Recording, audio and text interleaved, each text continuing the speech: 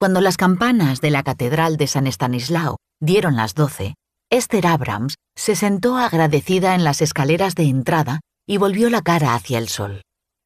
Los suaves rayos le calentaban la piel, pero los zarcillos que el otoño había hecho crecer entre las piedras le daban frío en las piernas. Por un momento pensó en quitarse el abrigo para sentarse encima, pero era nuevo y de un atrevido azul pálido que, según su hermana, realzaba el color de sus ojos, así que no quería arriesgarse a mancharlo.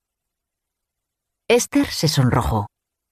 Sin duda había sido una insensatez comprarlo, pero es que Philip iba siempre tan bien vestido. No de forma ostentosamente cara, pues un aprendiz de sastre no tenía mucho más dinero que una aprendiza de enfermera, sino con esmero y dignidad. Ese había sido uno de los primeros detalles que habían llamado su atención aquel día del último abril en que, por primera vez, él se había sentado en el otro extremo de los peldaños y ella había sentido que se colmaba cada célula de su cuerpo, como las flores que estallaban de vida en el cerezo cercano. Por supuesto, enseguida había vuelto a bajar la cabeza y a fijar con decisión la vista en sus pierogi, pero se había comido los paquetitos de pasta sin probar bocado del mejor relleno de setas y chucrut de su madre. No se había atrevido a volver a mirarlo hasta que, por fin, él se había levantado para irse y entonces ella había aventurado una mirada fugaz.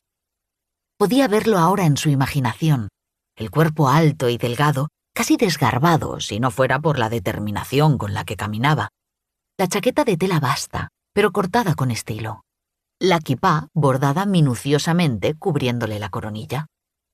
Se había deleitado la vista con su figura hasta que de repente él se había girado y sus ojos habían mirado fijamente a los de ella, y entonces había sentido que no solo su cara sino todo su cuerpo se ruborizaba, con lo que debería haber sido vergüenza, pero en su interior sentía más bien alegría. Al día siguiente, ella había llegado pronto, nerviosa por la expectación.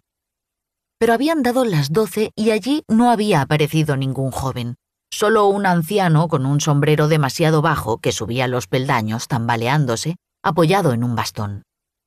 Esther había corrido a ayudarlo, en parte porque era lo que su madre habría esperado de ella, y en parte porque tenía la esperanza de que cuando volviera a salir, el joven ya estuviera allí sentado. Pero no estaba, así que se había lanzado escaleras abajo, arrancando airadamente trocitos de su bagel como si el pobre bollo tuviera la culpa, y luego había tardado media comida en darse cuenta de que él estaba en el mismo sitio del día anterior.